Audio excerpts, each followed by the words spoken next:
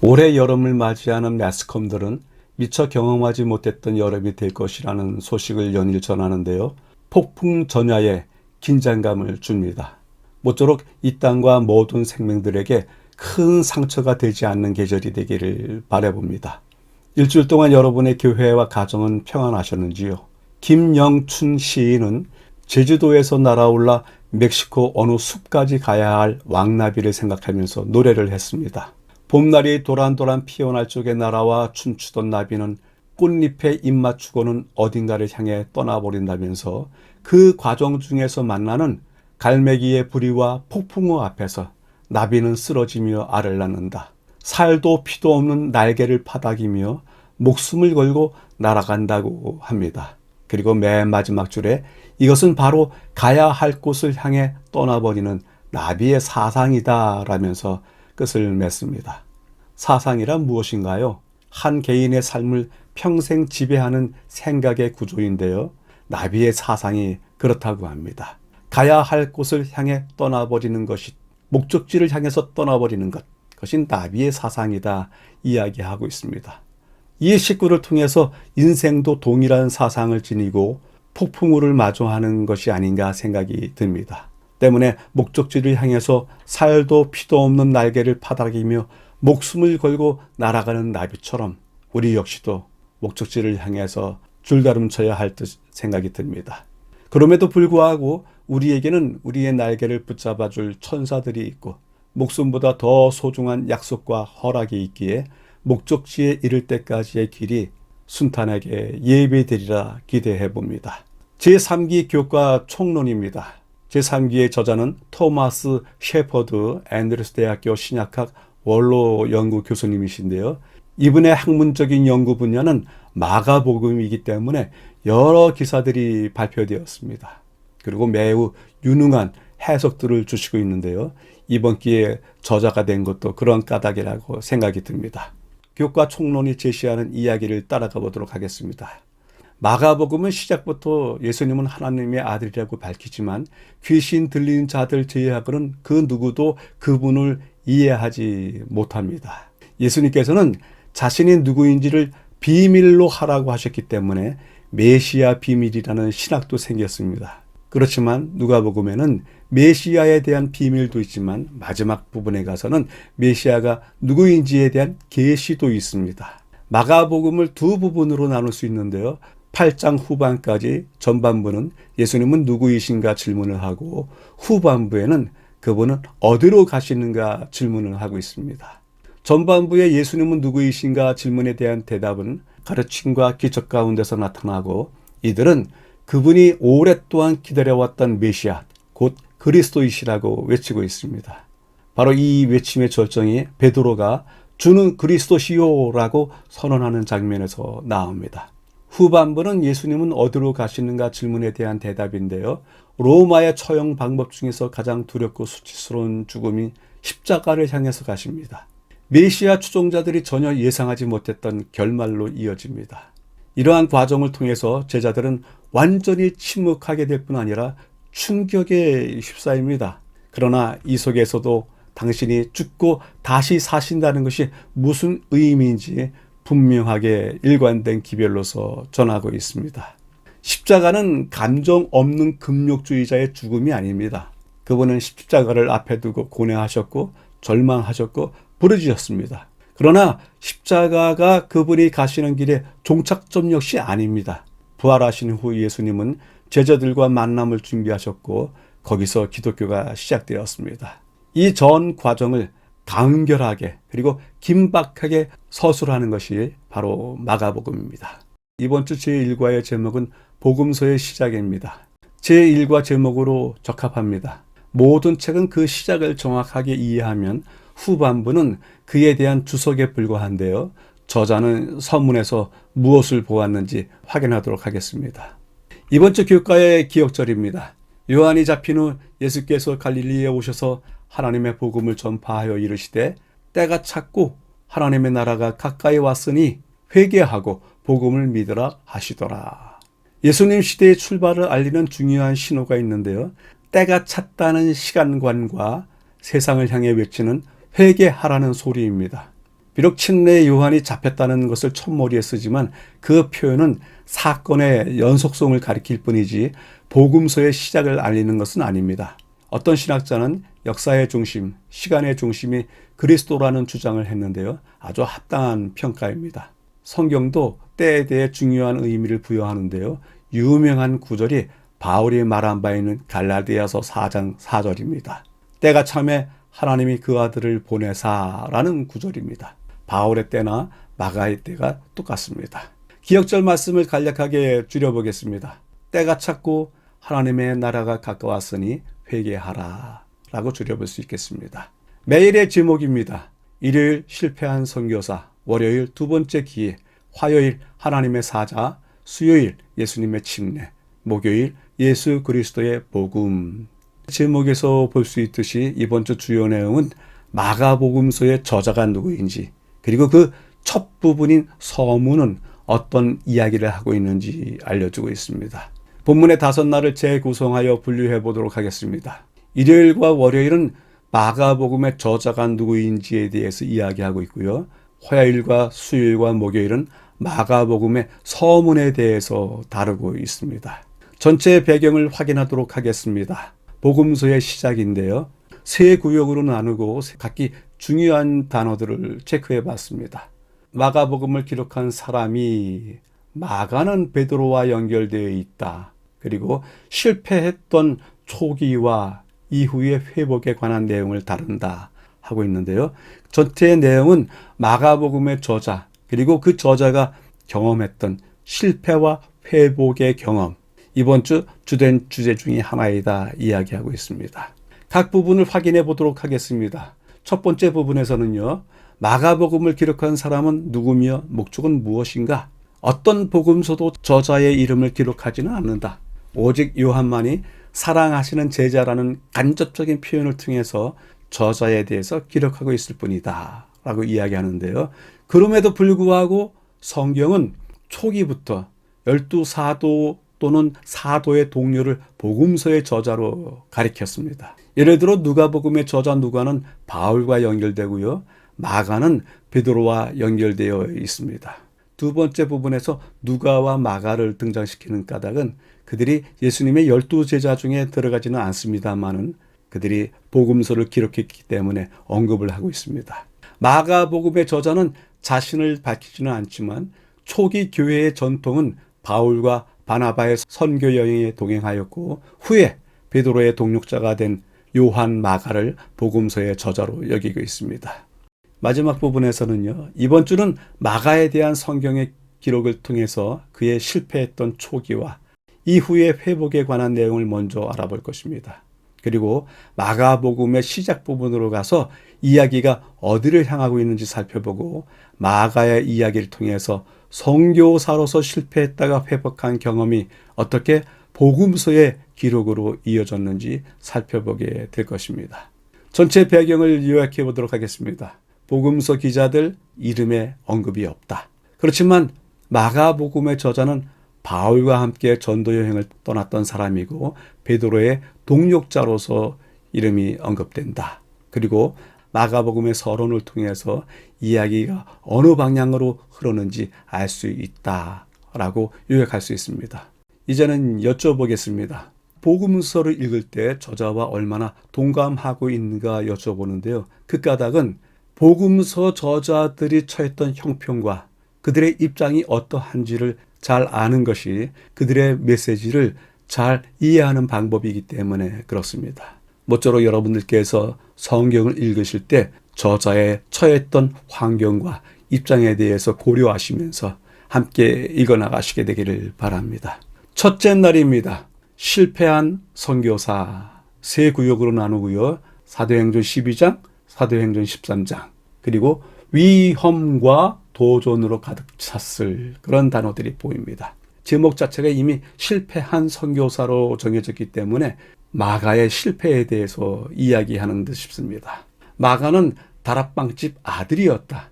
선교여행을 떠났다. 그리고 중단하고 복귀했다. 그런 이야기가 첫째 날의 이야기인데요. 각 부분에 대해서 살펴보도록 하겠습니다. 첫 번째 부분을 살펴보기 위해서 우선 성경 말씀을 읽으라고 하는데요. 사도행전 12장. 마가라 하는 요한의 어머니 마리아의 집에 여러 사람들이 모여서 기도했습니다. 거기에 마가라 하는 요한 이름이 처음 나옵니다. 그래서 마가 요한에 대해서 소개해주고 있는데요. 그 내용을 함께 보도록 하겠습니다. 사도행전 12장 사건의 배경으로 여겨지는 서기 40년 중반, 마가 요한은 젊은 청년이었습니다. 12절은 그를 마리아의 아들이라고 기록하는데요. 그는 교회를 돕는 부유한 후원자로서 사도행전 12장을 통해서 잘 알려진 다락방 기도 모임을 자신의 집에서 연 사람일 것입니다. 베드로의 감옥 탈출, 그리고 그 이후의 행동, 그리고 헤롯의 죽음으로 이어지는 이야기는 베드로와 왕 사이의 대조를 보여주고 있는데요. 이 이야기에서 그는 어떤 역할도 하지 않고 단지 이 시점에서 그를 소개함으로써 이후에 바울과 바나바와의 관계를 준비시키고 있습니다. 두 번째 부분을 위해서 성경 말씀을 읽겠는데요. 사도행전 13장에 나오는 몇 절입니다. 두 사람이 성령의 보내심을 받아 구브로에 가서 요한을 수송자로 두었더라. 그리고 요한은 저희에게서 떠나 예루살렘으로 돌아가고. 사도행전 13장은 비극적인 장면이 있습니다. 함께 선교여행을 떠났던 마가 요한이 다시 예루살렘으로 돌아오는 것입니다. 그 이야기가 두 번째에 있는데요. 함께 살펴보도록 하겠습니다. 사도행전 13장은 서기 46년경에 시작된 사울과 바나바의 첫 번째 선교 여행을 기록하고 있습니다. 5절이 되어서야 마가의 이름이 겨우 등장하는데요.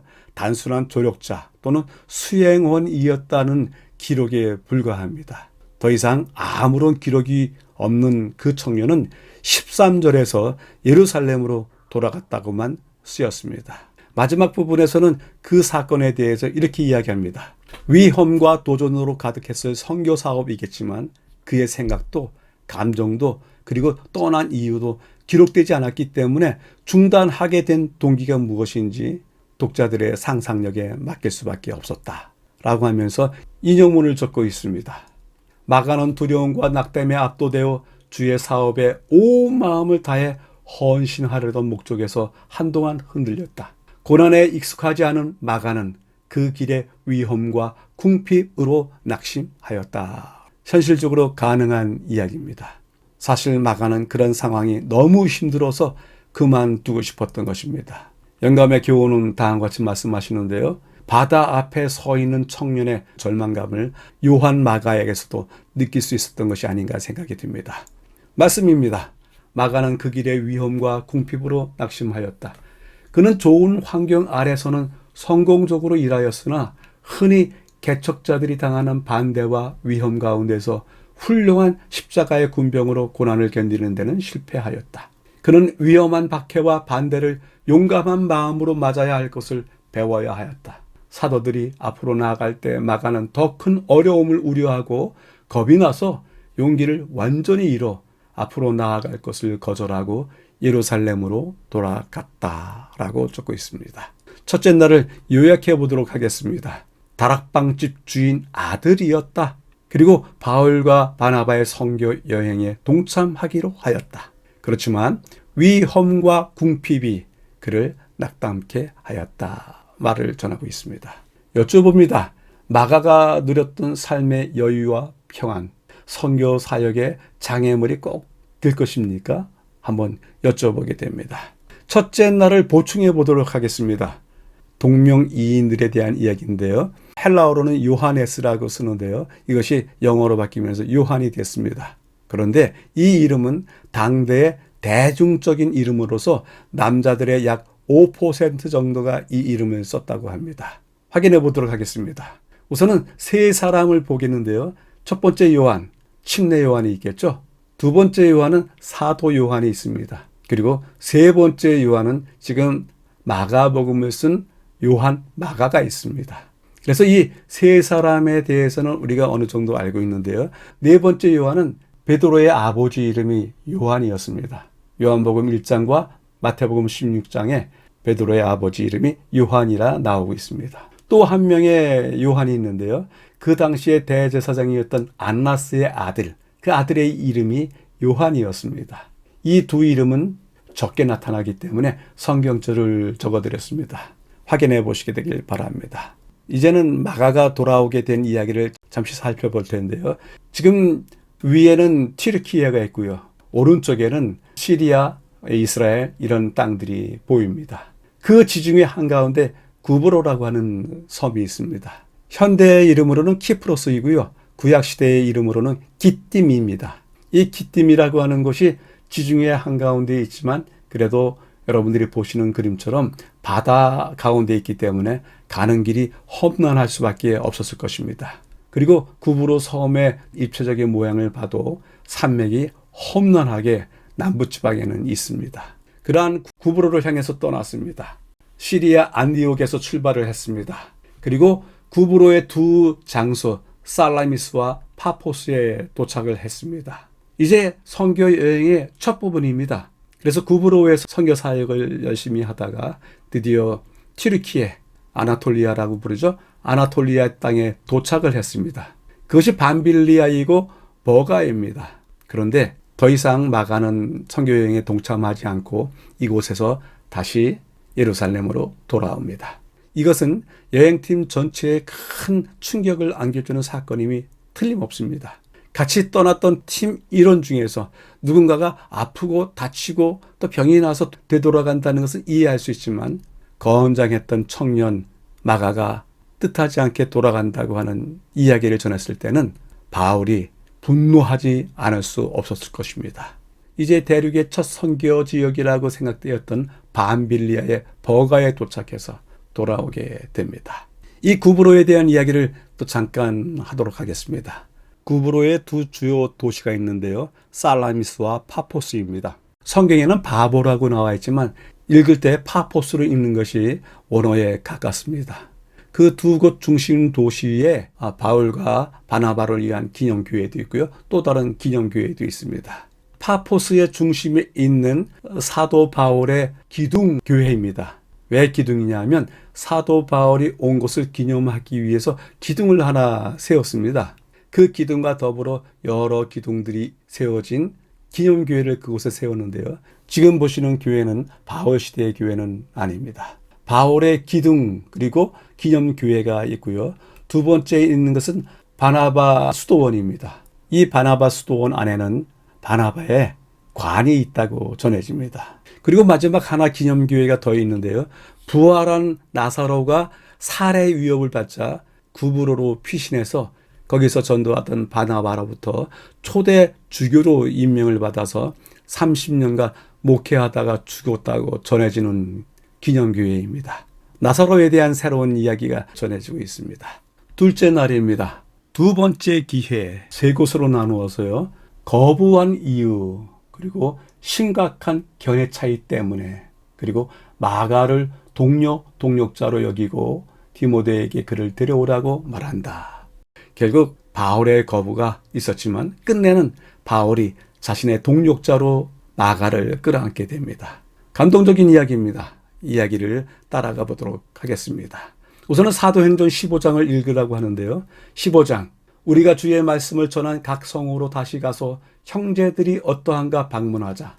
바나바는 마가라 하는 요한도 데리고 가고자 하나 한 가지로 일하러 가지 아니한 자를 데리고 가는 것이 옳지 않다 하여 서로 심히 다투어 바나바는 마가를 데리고 배를 타고 구브로로 가고. 사도행전 15장에서는 상당한 긴장감이 보입니다.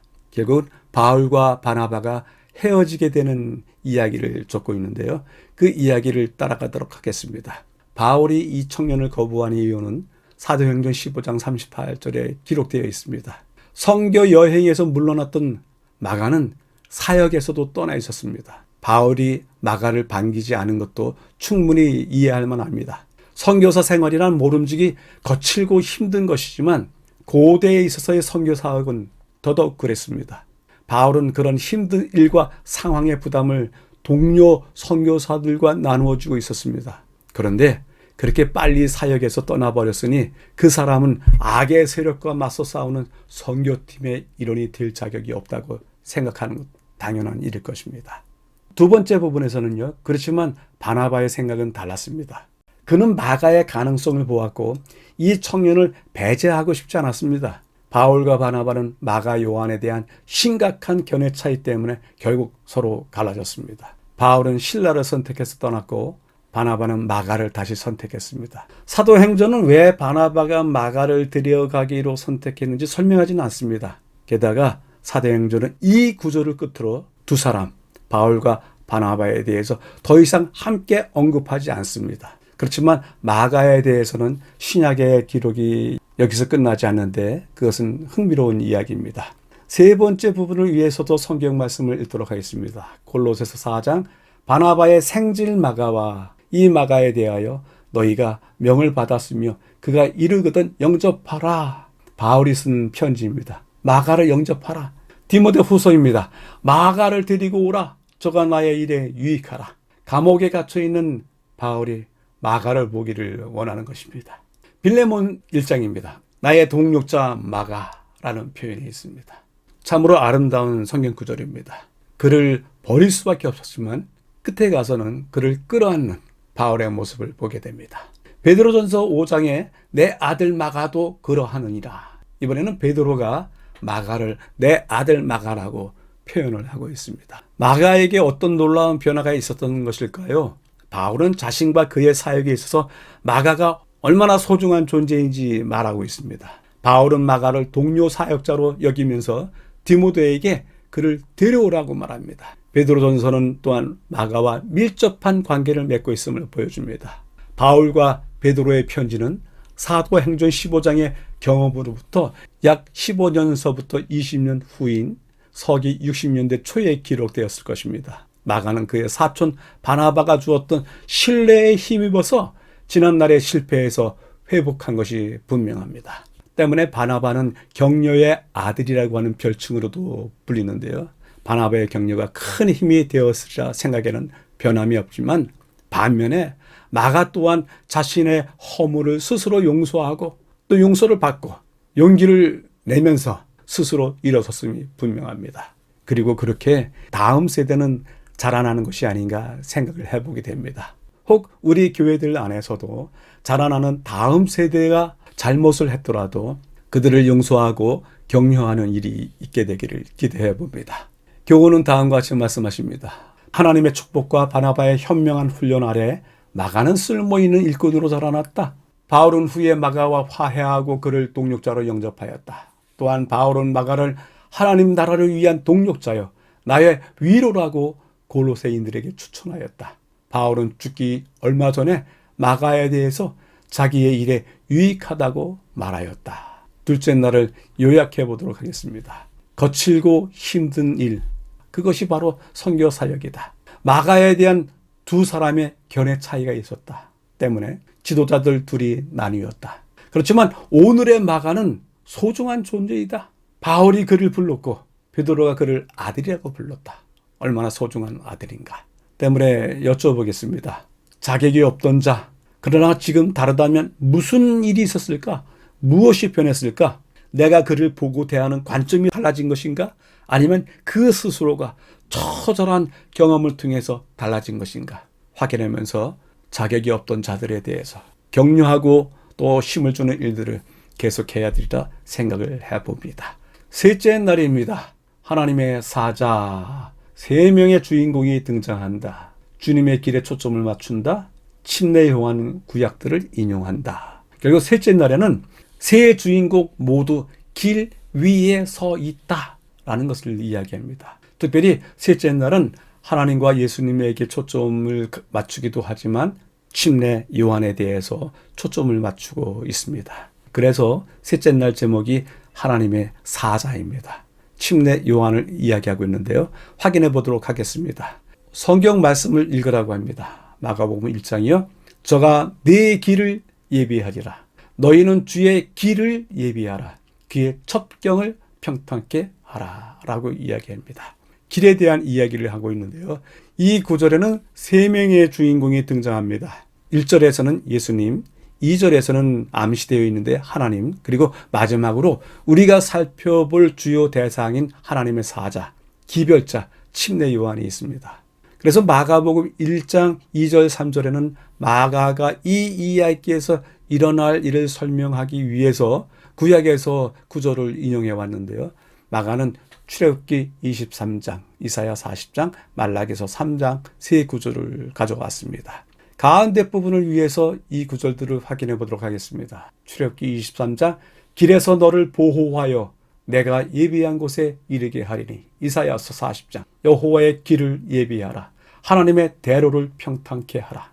말라기서 3장, 그가 내 앞에서 길을 예비할 것이요 너희의 사모하는 바 언약의 사자가 임할 것이라. 인용한 세 구절 모두 다 길에 대한 이야기를 하고 있는데요. 주님의 길을 예비하기 위해서 그 길을 닦아야 되는 침례 요한의 이야기를 듣고 있습니다. 출애굽기 23장은 하나님께서 이스라엘을 가나안으로 인도하시기 위해서 그들을 앞서 보내실 천사에 대해서 이야기하고요. 이사야서 40장은 하나님께서 광야에 나타나시고 여호와의 길을 준비하신 것을 또한 말합니다. 말라기서 3장은 주님 앞에서 그의 길을 준비하는 사자에 대해서 이야기를 합니다. 이 세 구절 모두 다 길 위에서 가는 여정을 이야기합니다. 이사야서의 본문은 침례 요한의 사역과 깊은 관련이 있는데 주님의 길에 초점을 맞추고 있습니다. 마가복음 자체에서도 예수님은 길을 걷고 계십니다. 이 길은 우리를 위해 자신을 속죄 제물로 내어주시는 죽음으로 이어집니다. 마가복음이 빠르게 간략하게 진행된다는 이야기를 했는데요. 그 이야기의 정점은 십자가를 향해 가고 있습니다. 그래서 예수님의 길의 의미가 십자가의 죽음을 향해서 가고 있다고 하는 것을 잘 부각시켜주고 있습니다. 마지막 부분에서는요. 그러나 주님이 십자가에 도달하기 전에 많은 일이 일어나야 할 것입니다. 그 여정이 이제 막 시작되었고 마가는 이 모든 것을 우리에게 알려줍니다. 2절 3절에서 침례 요한은 구약을 인용하여 회개하고 죄에서 돌이켜 하나님께로 돌아오라고 촉구한다고 이야기를 전하고 있는데요. 구약의 선지자 엘리야처럼 옷을 입은 침례 요한은 7절 8절에서 자기 뒤에 오시는 이는 자신보다 더 큰 권능을 가지신 분이시기 때문에 오실 분의 신발 끈도 풀기에 감당치 못하겠다고 낮추고 있습니다. 그가 자신을 낮추지만 예수님을 얼마나 존귀하게 여기는지도 함께 확인할 수 있습니다. 교훈은 다음과 같이 전합니다. 침례 요한은 엘리야의 심령과 능력을 갖고 나아가 주님의 길을 예비하고 정의로운 자의 지혜를 향해 백성들을 돌이켰다. 그는 그리스도의 두 번째 나타나심을 위해 길을 예비하고자 백성들 앞에 지시해야 할 신성한 진리를 하나님께로부터 위임받은 이 말세에 살고 있는 이들을 대표하였다. 요한은 개혁자였다. 그는 요한이 포도주나 독주를 마시지 말아야 할 것과 태어나면서부터 성령의 충만함을 입어야 할 것에 대해서 말했다. 셋째 날을 요약해 보도록 하겠습니다. 세 명의 주인공이 있다. 그 중에서 침례 요한을 보라. 예수님과 침례 요한은 출애굽과 같은 길 위에 동일하게 서 있다. 예수님이 그 길을 가실 것이고 그 길을 예비하기 위해서 침례 요한이 서 있다. 침례 요한의 기별, 주님이 가셔야 될 길일 수밖에 없다라고 전해주고 있습니다. 여쭤보게 됩니다. 주님의 길이 있습니다. 그렇다면 나의 길은 무엇으로 채워질 것입니까? 우리 자신이 우리에게 물어볼 만한 질문입니다. 넷째 날입니다. 예수님의 침례, 중요한 단어들이 예수님의 침례, 광야로 몰아내셨다. 그리고 신성과 인성은 이런 단어들이 보이는데요. 침례와 시험의 광야를 통해서 우리는 또다시 그분에 대해서 배울 수 있는데 그분은 신성과 인성을 모두 갖추신 분이시다 하는 점을 배울 수가 있습니다. 첫 번째 부분을 위해서 마가복음 1장을 읽으라고 합니다. 1장 9절 요단강에서 요한에게 침례를 받으시고 10절 성령이 비둘기같이 자기에게 내려오심을 보시더니 11절 너는 내 사랑하는 아들이라 내가 너를 기뻐하노라. 12절 성령이 곧 예수를 광야로 몰아내신지라. 침례 요한이 요단강에서 예수님께 침례를 주고 그분께서 물에서 올라오실 때 하늘이 갈라져 열리고 성령이 비둘기같이 그분 위에 임하신 것을 보게 됩니다. 하늘에서는 너는 내 사랑하는 아들이라 내가 너를 기뻐하노라 하시는 하나님의 음성까지 들립니다. 이러한 사건들은 예수님의 침례의 중요성을 알려줍니다. 성부와 성자와 성령께서 함께 임재하심으로 예수님의 사역이 시작된 것을 확증해 줍니다. 이 사건의 중요성은 마가복음 15장의 십자가 장면에서도 유사성을 발견하게 됩니다. 십자가 장면에서도 침례 이야기의 요소가 많이 재현되고 있습니다. 저자가 마가복음의 능통한 교수라고 이야기했는데요. 바로 이런 부분에서 새로운 안목을 열어주고 있습니다. 두 번째 부분에서는요, 성령께서 예수님을 광야로 몰아내셨습니다. 몰아냈다라고 하는 헬라어는 에크발로라고 하는데요. 마가복음에서는 종종 귀신을 내어 쫓을 때 이 단어를 사용하기도 하지만 지금은 성령의 주도를 나타내면서 예수님의 생애에 나타난 성령의 능력을 보여주고 있습니다. 주님은 여정을 이미 시작하셨고 즉시 사탄과 대결하십니다. 40일간의 시험, 들짐승들과 함께 계시는 것, 그분을 수종드는 천사들, 이 모든 것들은 이 투쟁이 어떤 양상으로 이루어지고 있는지를 보여줍니다. 그런데요, 마지막 부분에서는 마가복음 첫 장면에서 특별한 점을 발견하게 된다. 역시 저자가 제안해주는 좋은 교훈인데요. 예수께서 신성과 인성을 모두 갖춘 분으로서 나타나신다는 점이다. 그러면서 예수님의 침례 전후에 있었던 사건들을 정리해 줍니다. 마가복음 1장에서 나타난 예수님의 신비에 대해서 신성에 대한 이야기가 가득 있다. 그분을 메시아로 부르고 주님이라 부르고 능력 있으신 분이라고 부르고 성령께서 임재하셨다고 하고 내 아들이라 라고 하는 단어들도 나온다. 이것은 모두 예수님의 신성에 대해서 이야기하는 것이다. 그러나 동일하게 마가복음 1장에 역시 예수님의 인성에 대해서도 이야기한다. 요한에게 침례를 받으셨다. 오히려 침례를 주셔야 될 분이 요한에게 침례를 받으셨다. 성령이 몰아내셨다. 사탄의 시험을 받았다. 들짐승들의 위협 속에 살았다. 천사들의 도움을 받았다. 이 모든 것들은 또한 그분의 인성에 대해서 이야기를 하는 것입니다. 왜 이런 대조가 나타날까요? 이는 우리 주님이자 구세주이시며 우리의 하나님이시면서 동시에 한 인간이며 우리의 형제여 모본이신 그리스도의 놀라운 실체를 가리키는 것입니다. 어떻게 하면 이 개념을 온전히 이해할 수 있을까요? 우리는 절대로 이해할 수 없습니다. 다만 믿음으로 받아들일 때 이 진리가 보여주는 인류를 향한 하나님의 사랑에 대해서 경탄할 뿐입니다. 교훈의 말씀입니다. 하늘의 위대한 사령관이신 예수님은 하늘 궁정을 버리고 저주로 마비되고 훼손된 세상에 오셨다. 그분께서는 당신의 인성의 팔로는 인류를 두르시고 당신의 신성의 팔로는 전능하신 분을 붙잡으심으로 유한한 인간이 무한한 하나님과 연결되도록 하기 위하여 스스로 우리의 본성을 취하셨다. 우리의 구속주께서는 불멸의 생명을 얻기 위해 사람이 어떻게 살아야 할 것인지 보여주기 위해서 이 세상에 오셨다. 감동적인 진술입니다. 넷째 날을 요약해 보도록 하겠습니다. 삼위 하나님께서 함께 계셨다. 사역이 시작되었다. 그 사역 중에 첫 번째 부분 성령께서 내모셨다. 그렇지만 이것은 성령께서 내모셨다라고 하는 이야기보다도 성령께서 함께 동행하셨다라고 읽어야 될 것이다. 그리고 그분은 하나님이시면서 인간이시다. 그 실체를 마가복음 1장이 가르쳐주고 있다. 정리할 수 있습니다. 여쭤보겠습니다. 침례 후의 삶은 무엇이라 여겨졌던가? 마음속에 두었던 감동과 그리고 서약이 지금도 지속되고 있는가 하는 입장에서 여쭤보게 되겠습니다. 넷째 날을 보충해 보도록 하겠습니다. 예수님의 침례 장소라 전해지는 고고학 사이트로 가보도록 하겠습니다. 알마타스 또는 베사바디라고 하는데요. 요한복음 1장 28절에는 요단강 건너편 베단이라고 부릅니다.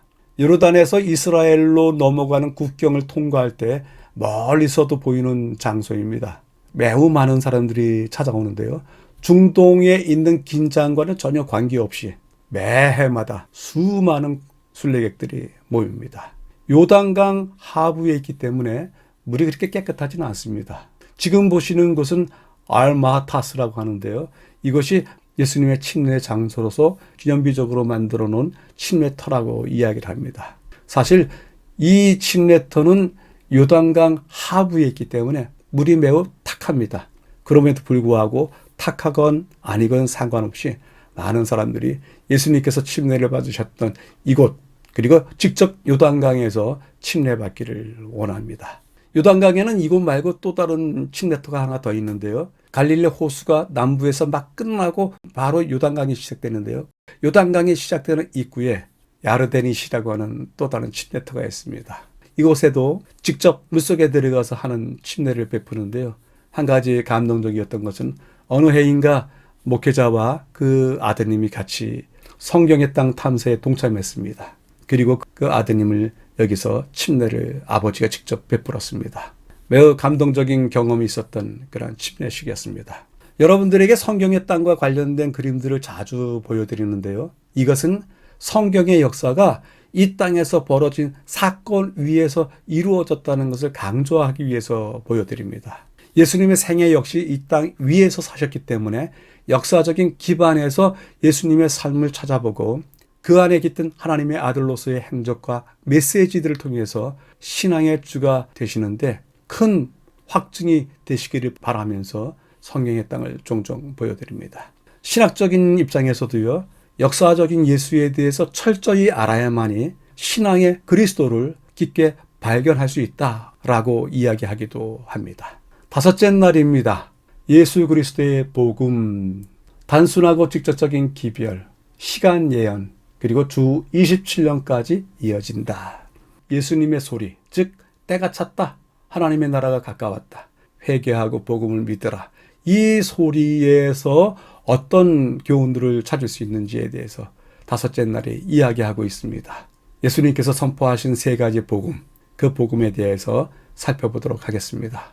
첫 번째 부분에서는요, 예수님께서 선포하신 기별 속에 나와 있는 몇 요소들이 있군요. 그 몇 가지 요소가 무엇인지에 대해서 확인할 텐데요. 첫 번째 부분에서는요, 마가복음 1장을 읽으라고 하는데요. 14절, 하나님의 복음을 전파하고 15절, 때가 찼고 하나님의 나라가 가까웠으니 회개하고 복음을 믿으라 하시더라. 바로 이 예수님의 외치시는 소리 속에 가지고 있는 몇 가지 독특한 복음들이 있습니다. 그 복음에 대해서 도표로 확인해 보도록 하겠습니다. 첫 번째 부분인데요. 예수님의 기별의 세 부분으로 나누어서 그 이야기를 살펴볼 수 있다 하는데요. 첫 번째, 시간에 대한 예언이 있었다. 때가 찼다. 그리고 언약의 약속이 있었다. 하나님의 나라가 가까이 왔다. 하나님께서 하시는 언약의 약속으로서 이제로부터 사람들이 하나님의 나라를 볼 것입니다. 그리고 제자도로서 부르심이 있었다. 회개하고 복음을 믿으라. 이것이 우리의 제자도를 향한 부르심이다. 전하고 있습니다. 그리고 이 때가 찼다는 이야기에 대해서 두 번째 부분이 이야기를 합니다. 두 번째 부분은 시간 예언에 대한 해석인데요. 다니엘서 9장에 있는 71회 속에 있는 예언의 적용입니다. 이 예언은 예수님이 성령으로 기름을 부으심을 받고 사역을 시작하신 침례로 인해서 성취되는데요. 70주 예언이 다음과 같은 표로 설명되어 있습니다. 71회가 있었다. 그 이래의 시작은 아닥사스다 왕의 성전 중건령이었고 71회 마지막은 사내들인이 복음을 거부하고 스데반을 죽인 사건이 기준이 되었다. 이 이야기는 지난기에 배웠던 내용이기 때문에 크게 확인하지 않고 곧바로 지나가도록 하겠습니다. 그런데 이 71회 중에서 마지막 한 일회, 그 한 일회 동안 기름 부음 받은 자가 일어날 것이고 또 그분이 제사와 예물을 금지하게 되고 스데반의 순교가 있을 것이다. 그러므로서 끝나게 될 것이다. 이런 이야기들을 그 안에 담고 있습니다. 마지막 부분에서는 이 예언에서 하루는 1년을 의미한다. 그래서 아닥사스다 왕의 칙령으로 시작되어서 스데반의 돌에 맞아 죽는 일로 인해서 맞춰지게 되는데 이방인들에게도 유대인들과 마찬가지로 복음이 전해지기 시작한 서기 34년에 성취되었다 하면서 예수님의 십자가와 그 이후에 있었던 이방의 선교에 대한 이야기를 함께 적고 있습니다. 교훈은 다음과 같이 이야기합니다. 아닥사스다 롱기마노스의 조소에 의하여 완성된 예루살렘의 재건령은 기원전 457년 가을에 내렸다. 이때로부터 483년은 서기 27년에 해당된다. 예언에 따라 이때에 기름 부음을 받은 자 메시아가 나타나야 하였다.